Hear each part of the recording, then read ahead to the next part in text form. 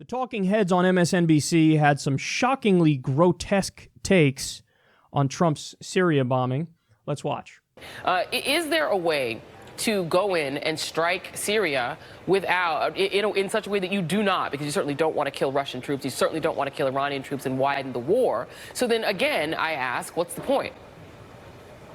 Well, it's a good question. Ayman made a great point. This was a very, very limited strike, and it shows the influence of General Mattis, who you could almost see that he's like he didn't really want to do it, so he had to hit something. He hit storage facilities, he hit research and scientific facilities, even though many of the equipment inside those facilities may have been destroyed. They can reconstitute this, and we're sure they have stocks in a clandestine location. This attack was much closer to the way Bill Clinton carried out an attack in the early 1980s in retaliation for the attempt by Saddam's intelligence to kill George Herbert Walker Bush in a bomb in Kuwait. We only hit their headquarters at night, and he was roundly criticized for killing no one. Yeah. If you're going to really do this type of attack, you're going to have to make it tough, and you're going to have to get the people who were in there. This was sanitary. We killed no one. So if you don't understand what's going on there, he's lamenting the fact that Trump didn't kill anybody. He's upset that this bombing wasn't tough enough. I was more right than even I realized, because I was sounding the alarm a long time ago saying, hey, the problem here is that the hashtag resistance half the time doesn't resist anything at all, and the other half the time, when they do bother to resist, they're resisting from the right, which means they're prodding Donald Trump to be more hawkish. And here you go. Here you go. Lamenting the fact that Donald Trump and this neocon government didn't kill people. They weren't tough enough in these bombings. And we've heard these arguments before. You know, this is just the worst example and the clearest case of it. But we've heard it before. The last time Trump bombed the Syrian airbase. Oh, they're basically fake bombings, what you did. You know, if you really wanted to go after them, you got to go after them. That's what you have to do. Don't do the fake bombings where, you know, you let Russia know in advance so they get their people out of there and you don't kill Russians. I mean, this is serious, guys. Pompeo was just pressed by reporters not that long ago about the U.S. Ties with Russia, and of course the media's pushing the collusion narrative, and oh my God, you're too close with Russia, and Trump's, Russia's puppet. And Pompeo bragged, like, oh no, we did an airstrike in Syria not that long ago that actually killed a bunch of Russians. Bragging about the fact that we killed Russians in an airstrike, wearing that as a badge of honor, like, we're not weak, we bombed Russians. Oh my God. This is where we are. This is what the so-called resistance is doing. Listen, let's get something straight. You can't say these two things at once. You can't say Donald Trump is a thin-skinned, authoritarian, maniac buffoon who doesn't have the temperament to have his finger on the red button. And oh, by the way, I wish he would have bombed Syria in a way that actually killed people and was tougher, and I wish he would escalate further with Vladimir Putin and Russia, another nuclear-armed power. You have to pick one. You have to pick one. Either your argument is, hey man, he should be more hawkish and tougher, and I can't believe he didn't kill anybody. He should really, fix that. Either you want him to be more hawkish or you want him to be more of a dove. You can't say, oh my God, he's crazy, so we really shouldn't want him to be hawkish, and oh, he should also be hawkish, and he should bomb better, and he should... This was just optics is what this was. I mean, they didn't even kill anybody. This wasn't tough. If you want to do this, you got to be tough. Oh my God. Oh my God. So the political climate is the scariest I've ever seen it in my lifetime in the U.S.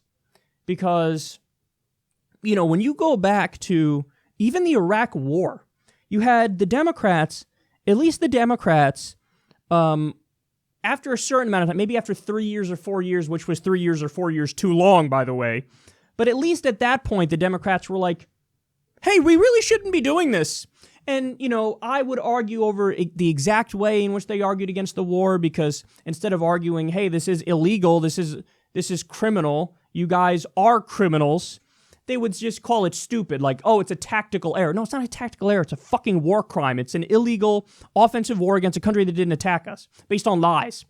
But either way, at least the Democrats had something that was pretty strongly against it, where they're like, this is stupid, we should get out of there.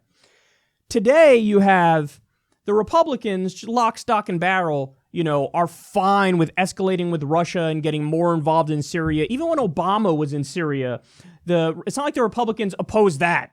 Maybe except Rand Paul, of course, but the other Republicans were just like, we'll all shut up and let, the bombing continue in Syria, because they're always in favor of more war. They're always in favor of more war. But now you have the Democrats, instead of being against it, and instead of formulating arguments that are like, whoa, don't do it, their arguments are all, look at this guy. He didn't even kill anybody in the bombing. Isn't that wild? Oh my God. See, guys, this is what happens when, in the debate in the country, people, they don't actually believe anything. The politicians don't believe anything.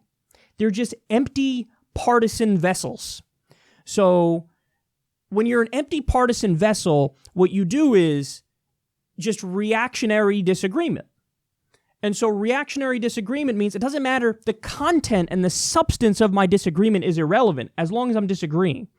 So what you're getting from this MSNBC clip is from Malcolm Nance, I disagree with Trump. Why do I disagree with Trump? Because he didn't kill anybody in these bombings. I mean, this was all, optics, and God, it was, if you're going to do this, you should be tough. So that's a disagreement, and he's trying to get the brownie points for, I'm against Trump. Aren't I so great for being against Trump?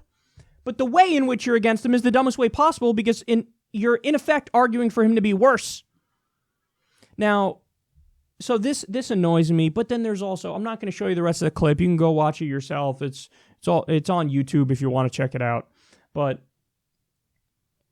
there are other arguments that are being made on this Trump-Syria situation, and everyone gets under my skin. Because in the best case scenario, you get Democrats arguing, hey, this is a distraction from the real scandal of, like, Stormy Daniels. Are you fucking kidding me? Come on, man. Come on. It's embarrassing when somebody brings that up. Because here's the deal. Let's say it is for a second. Let's say, oh my God, he's distracting from the Russia thing and he's distracting from Stormy Daniels. Even if I grant you that, this is still the bigger scandal. He just bombed a fucking medical facility. It turned out they said it was a chemical weapons facility. It's not a chemical weapons facility. It's not a chemical weapons facility. It was a fucking pharma facility. That's illegal. It would be illegal even if it wasn't that. But it was that. So he's bombing a country that is no threat to us whatsoever. And by the way, right after the U.S. bombed, ISIS attacked the Syrian army. Why? Because when we attack on the side of the Syrian rebels, it turns out we are de facto acting as, the Air Force for jihadists. That's not conjecture. That's a fact. That's what fucking happened. Okay? So even if I grant you, it's a distraction, who gives a fuck? You should object to this on these grounds. Object to this on the fact that it's immoral, it's unethical, it shouldn't be done. But no, it's distracting from the real issue, which is his penis. And then that's one of the better arguments that Democrats would use. I say better, and it's all relative. So all the arguments coming from Democrats are bad on this. But the other one is begging for procedure to be followed. This is something that Adam Johnson has spoken quite a bit about. And honestly, he's raised my own consciousness on this. Listen, that's a dodge. And you'll see, like, Ted Lieu did this. Ted Lieu did this when Trump started bombing Syria. He said, hey, listen, all options should be on the table, and Assad is terrible, and oh my God, fucking criminal, war criminal, but you really should have a vote on this, sir. Oh my God. So think about how substanceless that is. Ted Lieu is not saying which way he would vote. He's not saying, I'm against the bombing. What he's saying is, you should follow procedure and process. That's a cop-out is what that is, because it allows you to look like you're resisting, but you're not actually resisting. Resisting is these bombings are immoral, they're unethical. You know, you're acting as the Air Force for ISIS, you're killing innocent people. You shouldn't do this. That's standing up against it. But what they do is they say, hey, maybe bombings are a great idea, but you should follow process. So it's a bullshit cop-out because the bipartisan consensus is endless war. And listen, you even see this from the likes of Bernie Sanders, for example. Bernie, that was his reaction. The president needs to have a vote. Now, listen, is it true the president needs to have a vote? Yes. But you have to say the president needs to have a vote. And by the way, here's 12 fucking reasons why I would vote no bombing in Syria. But none of them do it.